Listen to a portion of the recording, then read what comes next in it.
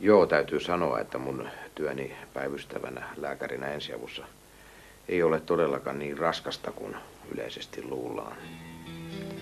Että lääketiedehän on ihmistä varten eikä päinvastoin. Että niin, tämähän on palveluammatti ja kahta samanlaista vuoroa ei ole eikä tule. Mutta täysin identtistä vuoroa ei ole. Ontero. Ei ole mitään!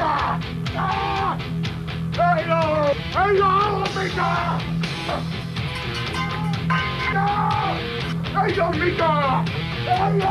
Ei ole mitään! Ei ole mitään! Ei mitään! Mitään! Ei ole! Antero.